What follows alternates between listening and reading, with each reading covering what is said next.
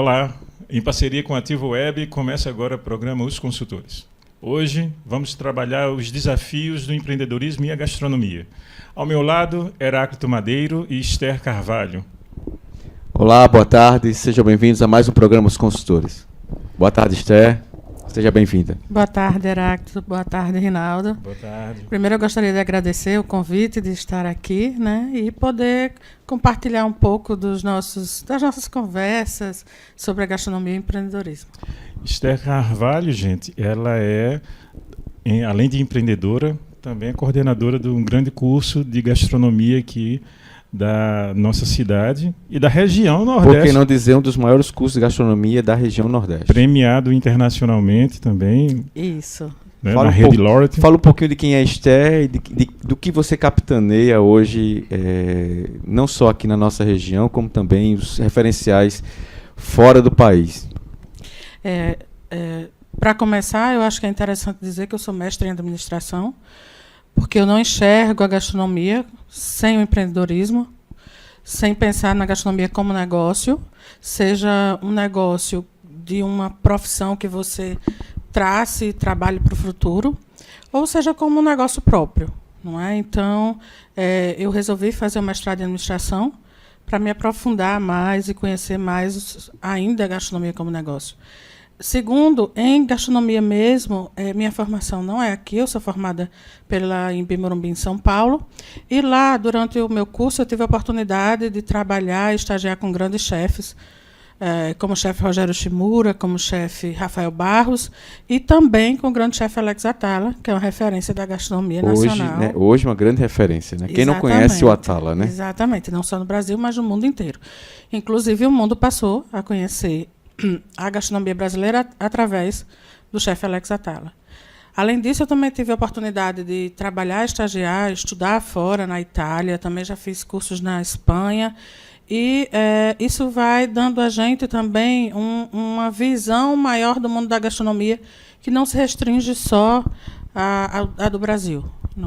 Não só a experiência técnica associada ao conhecimento, mas a experiência também de campo, de negócio, de modelos de negócios diferentes. Na Itália passou pouco tempo ou um tempo considerável? Foram 6 meses, e desses 6 meses eu trabalhei num hotel, que era um hotel de um roteiro turístico. E, como eu falei, não é só a técnica, muitas vezes, que a gente aprende e se surpreende, mas é o modelo de negócio. Esse hotel, por exemplo, ele só ficava aberto 6 meses por ano. Os outros 6 meses, ele ficava literalmente de portas fechadas, como a gente pode dizer aqui, de cadeado trancado mesmo.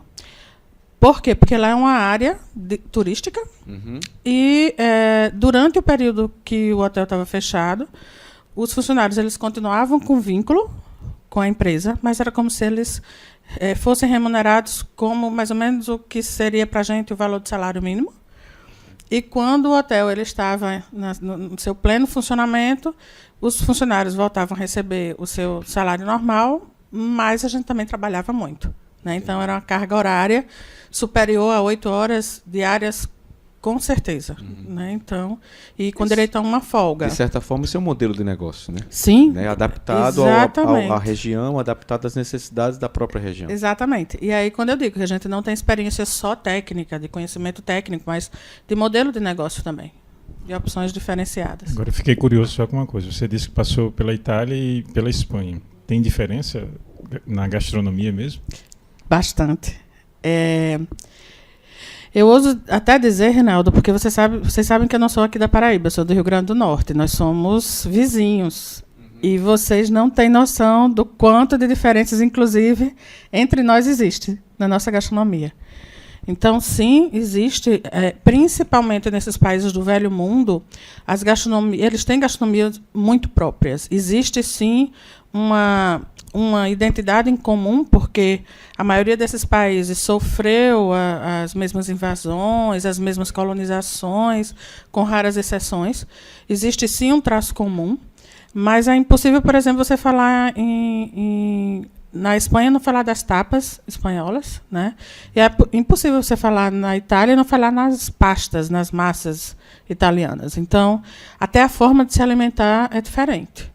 No período que eu passei na Itália, trabalhando no hotel, eu até conto isso aos meus alunos, que eu ia para a fila da refeição com 2 pratos na mão. Eu não estou falando de serviço de restaurante, né?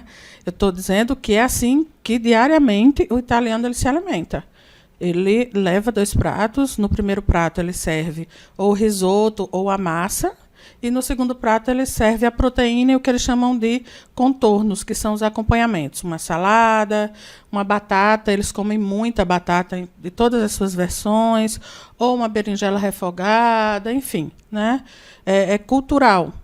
Os pratos lá também não são dos tamanhos dos nossos, tá? Eles são um pouco maiores do que os pratos de sobremesa. Então, daria, né, a porção igual à nossa do prato principal.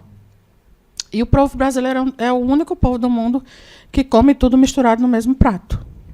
Né, gente? Eu não sei se isso é bom ou ruim, né? Olha, é cultural. E eu acho que isso também reflete a cultura do nosso povo.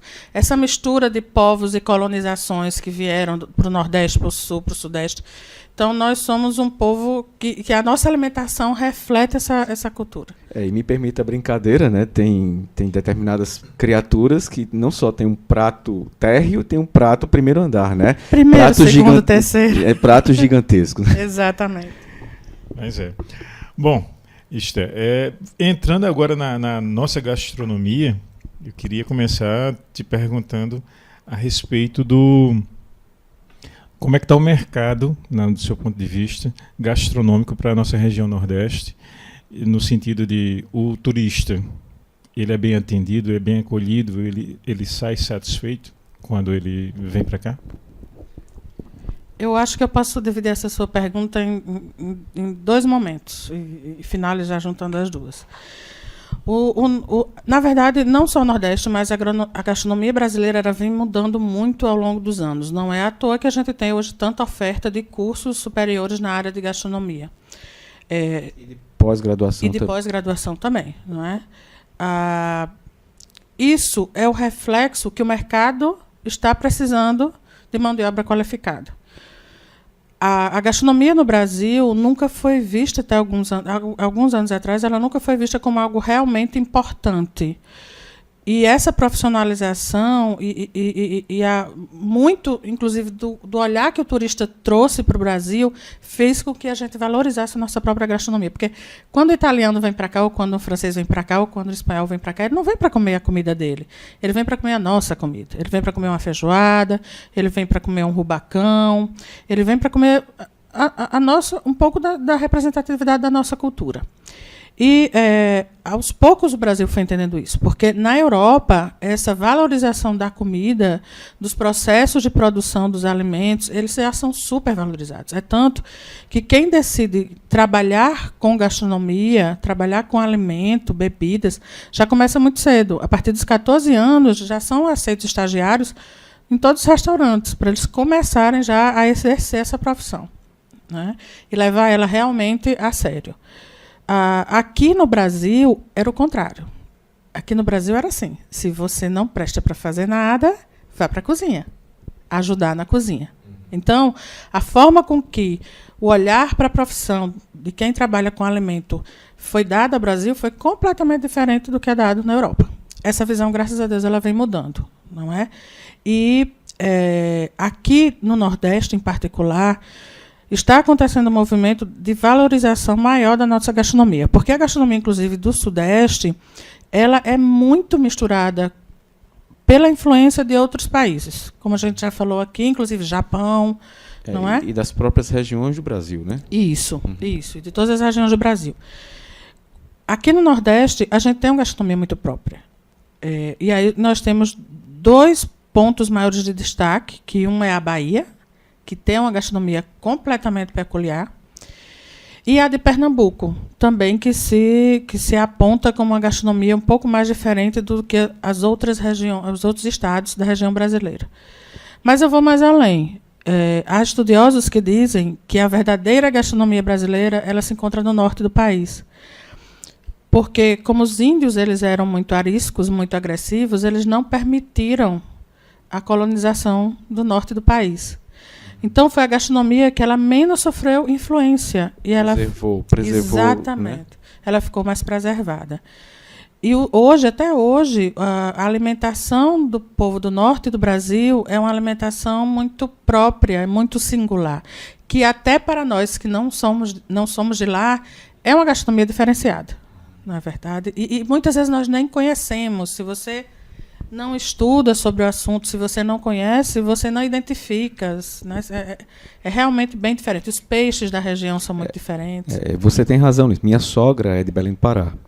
E eu tive um choque cultural muito grande para comer lá em Belém do Pará. E é tanto que eu tive que recorrer a shoppings, né, a fast foods, para poder me alimentar, né, na íntegra, porque a comida é específica para a região. E isso, só complementando, Esther, você me ajuda aí se eu estiver errado, mas me parece que quando a gente pensa em gastronomia hoje, em abrir negócios de gastronomia, o empresário ou o proprietário ou proprietária do negócio, ele tem que pensar duas coisas. Ou eu abro um negócio gastronômico para o local, ou eu abro um negócio gastronômico para o turista. Principalmente quando você fala aqui do litoral, né, do Nordeste. Isso. E porque até onde eu sei, aí onde eu preciso que você me corrija, até onde eu sei, isso não dá para fazer para os dois. É difícil você conciliar esse atendimento tanto para o turista e tanto para o local. É tanto que se você vier, aí, sendo especificamente aqui da Paraíba, né, a gente dificilmente encontra restaurantes que sirvam comidas exclusivamente regionais, nossas. Tá? Isso é verdade? É difícil lidar com esses dois públicos ou já não é mais um mistério? Heráclito, na verdade, existe um movimento também de quem é turista.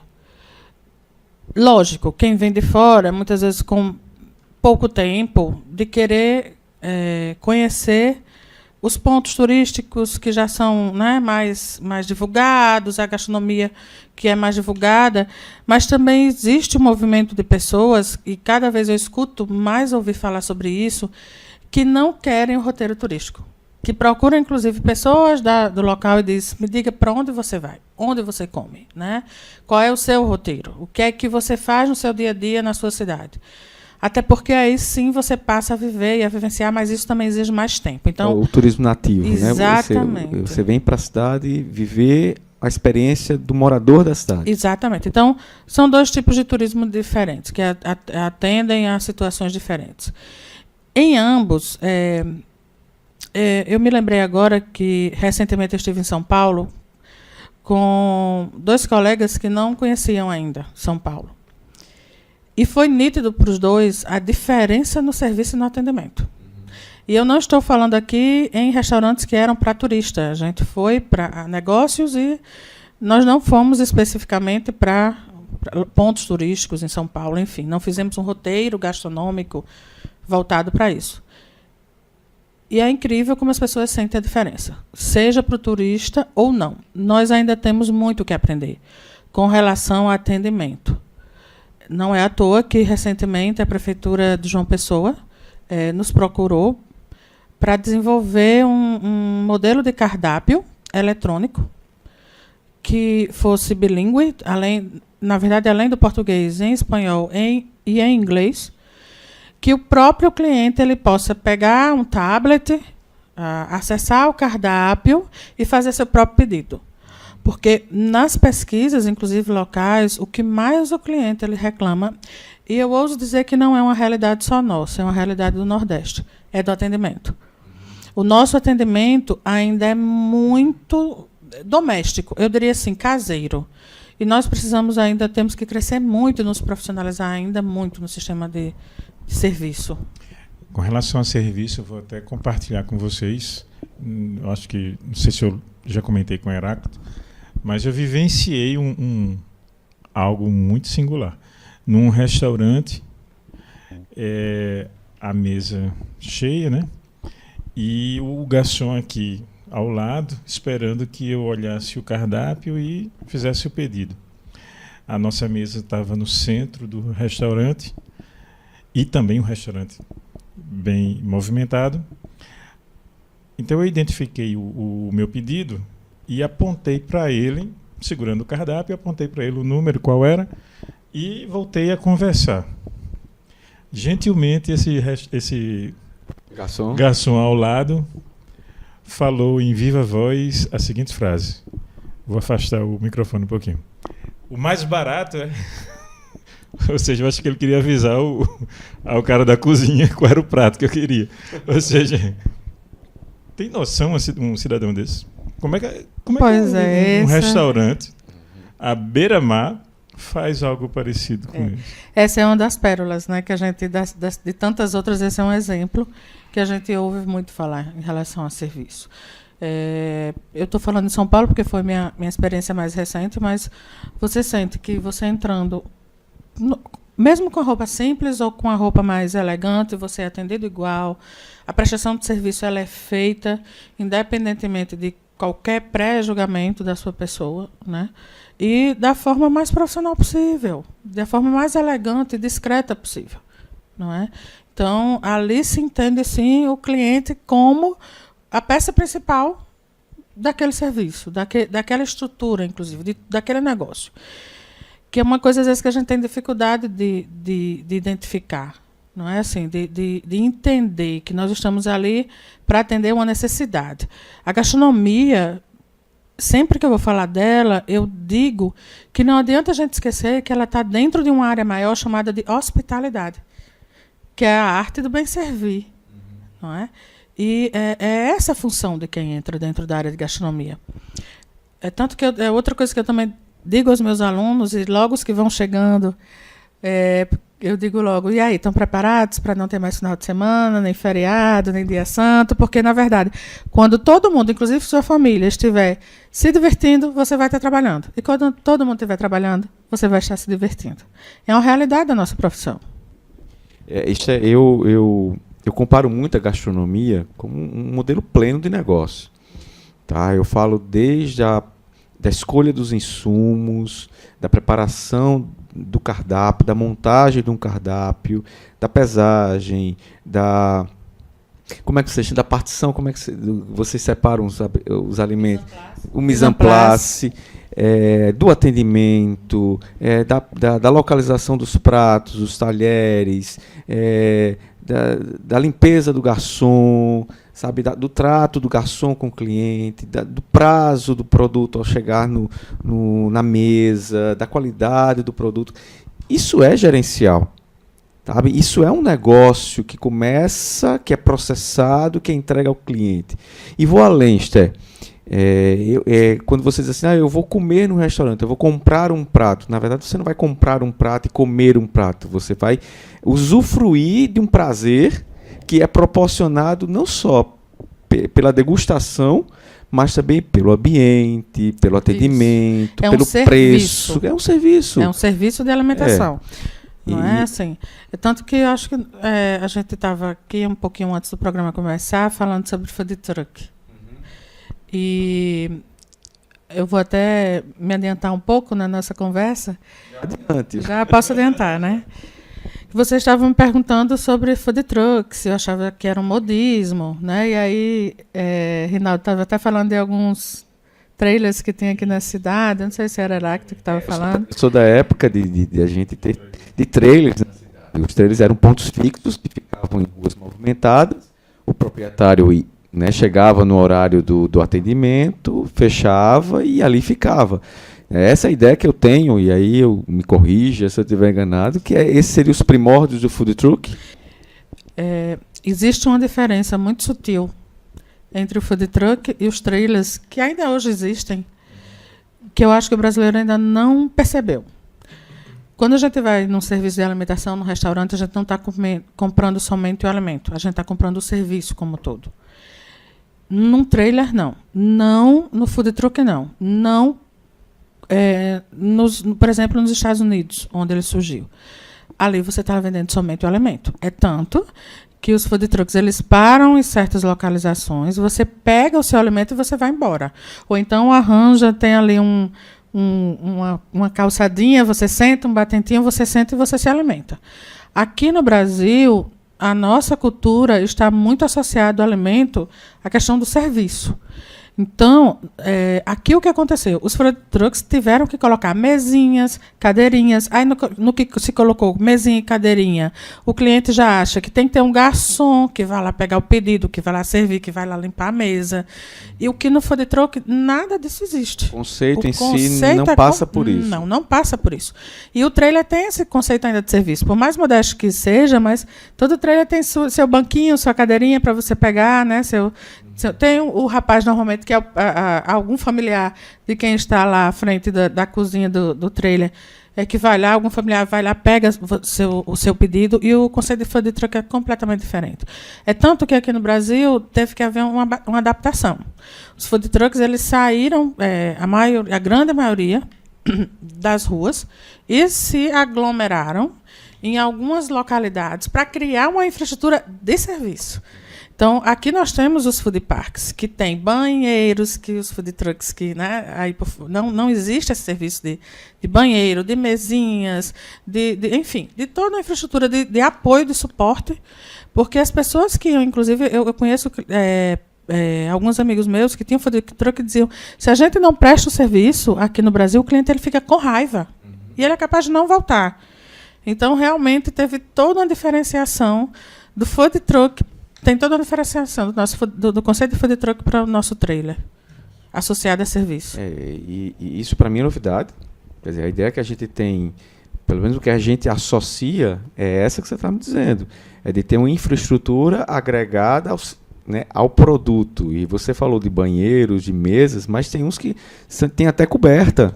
Sim, né? Tem brinquedo para criança. Brinquedo para criança, local para tocar uma musiquinha. Uhum. Então, assim, é interessante ver isso, Rinaldo.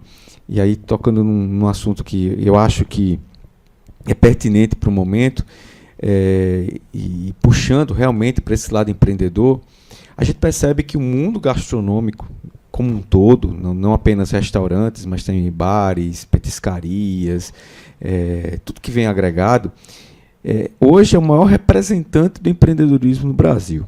Essa é a visão que eu tenho. Não pelo aspecto competitivo, mas pelo aspecto da diversificação, da busca de novos produtos, de novas receitas, de novos tamanhos, pesagens, de pegar, por exemplo, um grão de bico e transformar numa farinha, e não aquele grão de bico tradicional. Eu falo grão de bico porque eu sou apaixonado por grão de bico. Então, deixa eu dar uma dica para você e para quem está nos assistindo.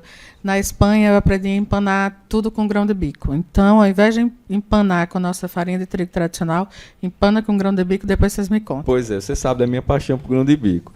E essa diversificação de você buscar alternativas para um mesmo insumo, isso é empreendedorismo. Tá? Não é só abrir um negócio, mas aqui no mercado está faltando um restaurante tailandês. Isso não é empreendedorismo. Né? Isso é abrir um negócio com um nicho de mercado. A pergunta é, né, a oportunidade ela existe? Então eu vejo quando eu vejo um restaurante sendo aberto com essas transformações, sabe, com essa novidade, sabe, de vender, né, apesar de achar que não é, mas pizza enrolada, pizza no cone, isso é entender diferente o mercado, ofertar para o cliente algo novo. Isso é empreender. E eu acho que gastronomia tem muito dessa toada, sabe? Eu acho bacana quando eu vejo coisa nova no mercado. Eu acho interessante também acrescentar que, além da percepção da oportunidade, né, ter o conhecimento mínimo, como Esther demonstrou desde o início da nossa discussão, que, só relembrando, Esther, quando a gente começou a puxar o assunto, ela fez um apanhado não só da história dela, como também da história do Brasil, né? E isso é importante também para a pessoa que vai entrar na gastronomia entender um pouco disso daí. Empreender do modo geral, claro, né? Empreender do modo geral. E perceba que mesmo em todo momento que ela, quando falou da Itália, ou mesmo quando falou do norte do país, em algum momento ela sempre colocava algumas coisas que faz parte da nossa discussão principal, que é a área de gestão e empreendedorismo. Ela falou de processos, ela falou de modelo de negócio. Então, assim, mercado. Da cultura, de entender como é que funciona a região. Não é, eu estou desempregado, vou abrir um negócio de qualquer jeito, vamos abrir na área de alimentação porque dá certo. Assim, pode até dar, né? A gente torce para que dê, mas é bom a pessoa estar resguardada, mas assim, na verdade estruturada com informações básicas. E Esther, antes de começar o programa, falou sobre isso, né, Esther?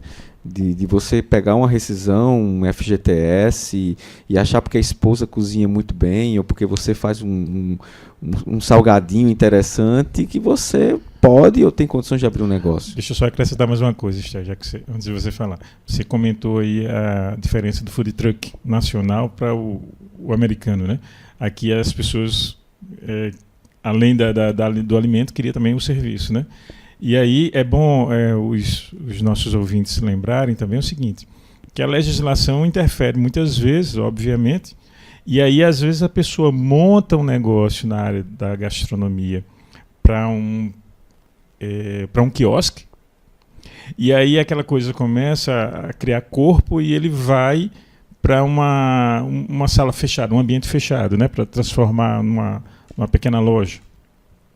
E aí eu me lembro que teve um cliente que uma vez chegou para a gente e disse, mas a prefeitura, no mesmo prédio onde eu estava, a prefeitura não permitiu o funcionamento da minha lanchonete. Só porque não tinha um banheiro.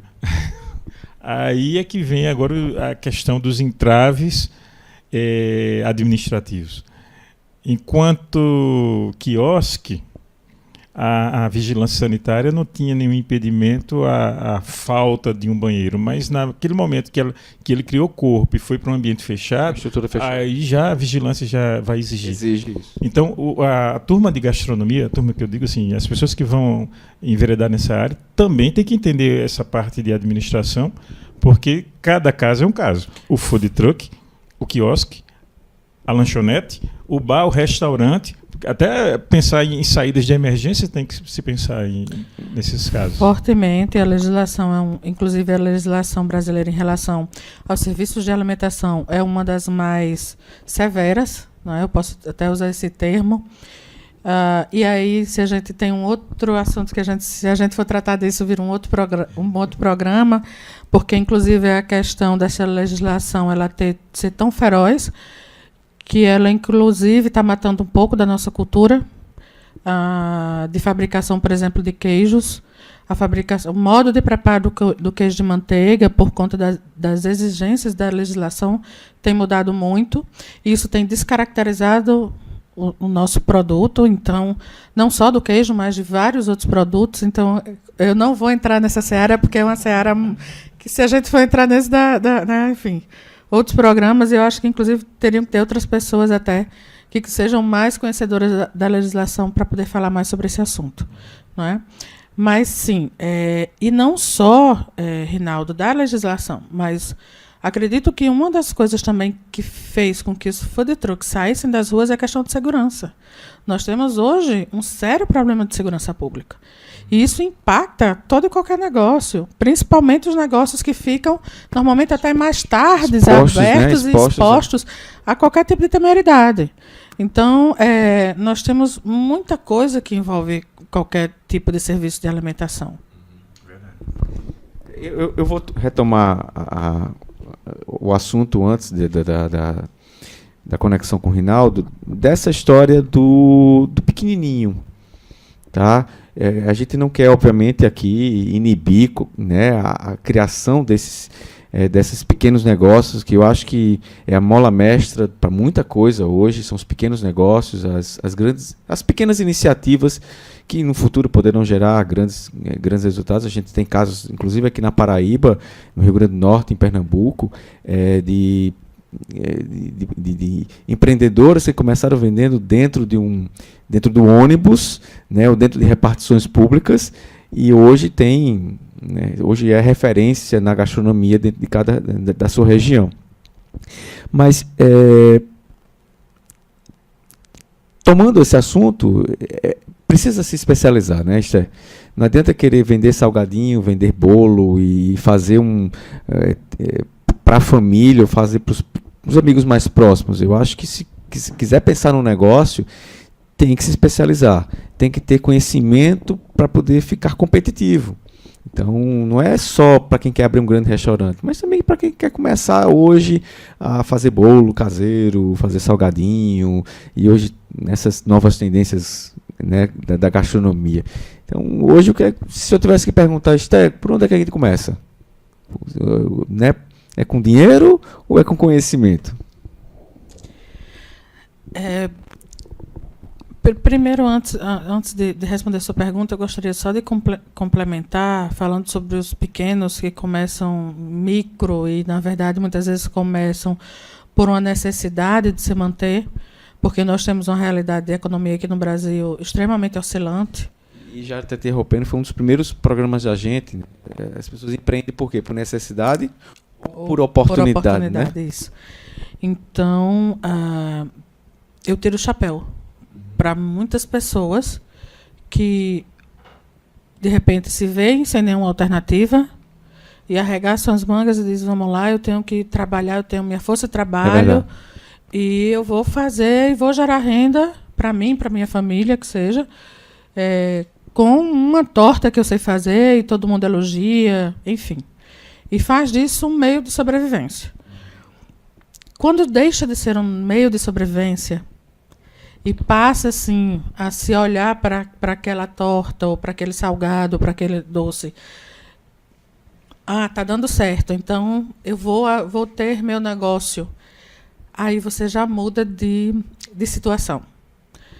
E você já começa a enxergar, você já tem que começar a enxergar isso como negócio com todas as suas vertentes que a gente já vem falando aqui, de legislação, de segurança, né, de qualidade técnica, do produto passa de ter, logística, né? De compra. E aí sim, é nesse momento que, inclusive, se diferenciam as empresas que permanecem por muito tempo daquelas que ficam pouco tempo. Porque constantemente nós temos que nos atualizar. Mesmo aqueles que já estão há anos no mercado, quantas e quantas alternativas e soluções a gente tem que estar olhando para o mercado e estar sempre se renovando. Novos modelos de serviço, novos modelos de software de atendimento, novos modelos de novas tendências, né? Porque agora a gente está vendo a tendência muito grande da culinária vegana, vegetariana. Então, você abrir um negócio e não ter nenhuma opção nesse sentido é um risco. Eu sofro um pouquinho, né? Eu sei disso, não é? Então, sim, a gente tem que estar o tempo inteiro com conhecimento. Se eu tivesse que escolher entre ter capital e ter conhecimento, eu teria conhecimento, porque eu acho que o conhecimento ele gera capital. É lógico que para você ter um negócio você tem que ter capital. Mas, para isso, muitas vezes você pode conseguir um investimento, ou um investidor, que seja um sócio, enfim. Existem outras maneiras. Né? E os bancos estão aí para isso. Né? Ou mesmo, você pode começar pequeno, fazendo pequenas encomendas para pessoas mais conhecidas, e daí gerar o famoso boca a boca, que muitas vezes é muito mais eficiente do que qualquer outro modelo de propaganda que existe. O impacto é maior. O impacto é maior. Por incrível que pareça, né? Não é? O impacto é maior. Principalmente na área de alimentação. E para quem está começando. Isso. Agora, eu só queria, para complementar, deixar bem frisado a importância com cuidado que a gente tem que ter quando a gente produz qualquer alimento. Porque quem de nós já não passou mal quando comeu alguma coisa, né, e que, de repente, trouxe algum mal à nossa saúde? Isso é constante. E é uma das maiores preocupações que a gente tem. Por isso, talvez, que a legislação brasileira ela seja tão... pegue tanto no pé da gente em relação a isso. Criteriosa, né? Exatamente, criteriosa. Porque é constante. Hoje mesmo, uma amiga minha, né, me relatou que teve um almoço de família, uma confraternização de família ontem, e 5 pessoas da família estavam passando mal. Né? Então, é uma coisa que não é incomum, não é longe, não é distante. E só depende de nós. Que trabalhamos com alimento, ter um mínimo de cuidado e de zelo na produção dele. Esther, eu queria te provocar, fazendo uma pergunta sobre a parte operacional, por exemplo, de um restaurante, e ouvir a tua opinião. E, de repente não existe uma resposta certa, mas uma opinião. Você acha que o conhecimento ou as receitas de cozinha podem ser compartilhadas, ou cada chefe de cozinha deveria ter aquele seu toque especial guardado naquele segredo? O que é que você acha? Rinaldo, diariamente nós temos no curso de gastronomia as mesmas receitas sendo reproduzidas por uma turma inteira, 2 turmas inteiras, 3 turmas inteiras. Apesar de ser exatamente a mesma receita, o resultado final é completamente diferente. Porque a gastronomia ela não é uma ciência, ela não é uma matemática, né? Que até hoje 2 mais 2 mais a matemática pode ser nem ser 4, mas enfim. Pergunta ela não é tão, não é? Pergunta para o contador. Não é verdade? Mas não é tão exata. Gastronomia ela engloba química, ela engloba física, ela engloba matemática, criatividade, mas o resultado disso tudo, existe uma coisa ali que você não controla, que é o feeling de quem está cozinhando. É o tempo de fogo, porque sim, uma chama, por mais que você regule, é diferente da outra, né? A forma como você muitas vezes mistura o alimento. Então, são tantos processos num só, são tantas minúcias numa só, que por mais que você reproduza a receita que eu faça, vai sair diferente. É muito difícil você ter inclusive, é um dos maiores problemas nos restaurantes é você ter um padrão, é você treinar uma equipe para que o que você serviu hoje para o seu cliente seja exatamente o que ele vai comer amanhã, mesmo que o cozinheiro seja trocado. Isso. Né? Então, eu, por um lado, a gente vê exemplos. E aí, quando a gente fala de gastronomia, a gente não está falando só da área de bebidas, de comida, a gente está falando de bebidas. Então, a gente tem hoje um grande sucesso que é inegável, que a gente não pode falar, por exemplo, é a Coca-Cola, que a receita até hoje é um grande mistério, segredo guardado a não sei quantas chaves, e que o produto continua sendo um sucesso, não só pela sua receita, mas por toda a logística, enfim. Outras coisas que a gente sabe da comercialização do produto. Mas também, quando você está, por exemplo, no serviço de alimentação, você tem que ser criativo o tempo inteiro. Então, aquilo que você fez ontem, você com certeza pode repetir amanhã, mas eu acho que é nato, inclusive, da profissão você querer ser criativo, você querer ser inovador, você querer acompanhar uma tendência. Ficar melhor do que ontem, né? Ficar melhor do que ontem. É um processo criativo. A provocação não foi nem para discutir necessariamente a questão da receita, e sim de alguns desafios que a gente percebe enquanto consultores com relação a pequenos negócios, né, de restaurantes, onde você tem o proprietário ou a proprietária que optou por gostar muito de gastronomia e por desconfiar que sabe muito, né, nessa área, então optou por montar, porém ela fica lá na cozinha. Porque com a desculpa de que só ela sabe fazer ou que é segredo de família. É o toque do dono, né? Só que em paralelo, lá na frente, lá no atendimento, lá no serviço, a coisa está pegando fogo. É verdade. O garçom não está atendendo corretamente, um outro não está devidamente com a higiene adequada, ou seja, o caixa que passa o preço errado, a maquininha do cartão de crédito que não funciona, entendeu? Ninguém toma nenhuma providência. Então, como era que tinha comentado, quem vai enveredar na gastronomia, ele vai ter que lembrar que ele vai passar por todas as áreas. Exatamente. E se transforma num homem e numa mulher de negócio. Sim. Pode ser o melhor cozinheiro ou cozinheira, mas aquela história, se a pessoa opta por abrir uma lanchonete, um food truck, um restaurante, é empresário. E corre o risco de quebrar. Tem uma chefe de cozinha aqui de Recife que ela faz o tempero e ela não conta a ninguém o segredo daquele tempero. E aí, lógico, tem alguns pratos dela que são feitos com aquele tempero. Mas a gente não pode esquecer também que não é só uma questão de salão, mas é uma questão também de volume de serviço. Primeiro, se essa pessoa adoecer, o restaurante fecha as portas. É verdade. Segundo, hoje ela atende a 20 pessoas. Se amanhã ela quiser atender a 40, ela não vai conseguir. Ela vai ter que ter alguém que cozinhe igual a ela, para que ele... Compartilhar o processo. Que compartilhe o processo para que o negócio possa crescer. Então, Inclusive, existem processos dentro da gastronomia de padronização, existem ferramentas que a gente consegue padronizar o serviço de alimentação. Sim, todo mundo tem acesso àquele conhecimento, mas a forma de fazer, o toque final e o entendimento que aquilo é um processo, que não é o fim, não é? Precisa estar claro que, na verdade, o serviço começa quando você compra o alimento, mas ele só termina quando o cliente sai do seu restaurante e sai satisfeito. A gente pensa que não, era bem rapidinho. A gente pensa que não, mas novamente, quando eu puxei a discussão lá para frente, né, lá para o atendimento, concordando só novamente com o que você tinha dito lá no início, a turma peca muito no serviço. Peca, assim, coisas aparentemente bobas porque poderiam ser evitadas, né, mas não evitam, e acaba realmente assim causando uma má impressão para o cliente, para o consumidor. De repente é um garçom suado que chega próximo e isso incomoda em alguns casos, dependendo da comida que você vai comer também. Dependendo não, em toda situação isso incomoda. Eu quis aliviar. Mas é a maneira de se comunicar também.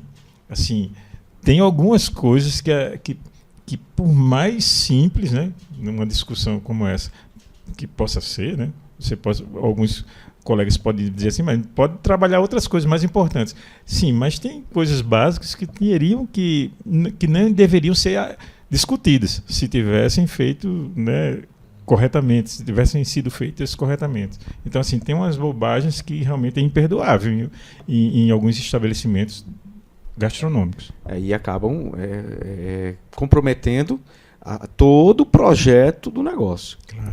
E eu não estou falando local, não, que fique registrado. Isso aí é em todo canto. Em todo canto. Por onde a gente viaja, a gente percebe que tem algumas falhas que... Inclusive fora do país, viu? Vale salientar. Eu queria tocar em dois assuntos, Esther, e eu acho que o tempo da gente já está acabando, mas duas coisas que aconteceram comigo essa semana, voltadas assim, com a área de gastronomia. Eu estava voltando para casa e eu escutei uma reportagem da CBN. Na verdade, foi uma reportagem, foi uma entrevista com um grande chefe. Não me pergunto o nome dele agora, porque como eu estava dirigindo, né, a gente que é homem, a gente não faz muita coisa ao mesmo tempo. Então eu estava ouvindo a rádio e dirigindo. E ele falou um negócio muito interessante. O Dani Stuba, que é quem estava entrevistando ele, perguntou: poxa, quando é que os pratos sofisticados vão baixar de preço? Né? Quando é que a gente vai começar a comer coisa do bom e do melhor, mais barato? E o chefe, ele foi incisivo em dizer: olha, os pratos mais sofisticados demoram quase 2 dias para ficarem prontos. Não é o insumo que é caro, é a qualidade do prato que está em jogo. É, né? O processo de elaboração. Da elaboração do prato. Às vezes eu tenho que fazer um molho na noite anterior para servir no almoço. Determinadas carnes ficam muito tempo maturando o sabor para poder serem servidas no ponto certo. E isso é claro. A gente tem que entender também. Às vezes a gente chega no restaurante e, poxa, mas é muito caro. Né? Aquela relação que a gente fala, não é que seja caro, custa muito, mas não é caro, porque quando a gente envolve todo o processo, a gente percebe que é muito complexo e que vale realmente aquilo que está sendo cobrado. Sim. A indústria da alimentação, ela tem criado algumas alternativas para que a gente consiga cada vez mais ter uma alimentação melhor, voltada a todo tipo de público. Mas existem preparações de base, como os fundos, que são os fundos de sabor que a gente faz.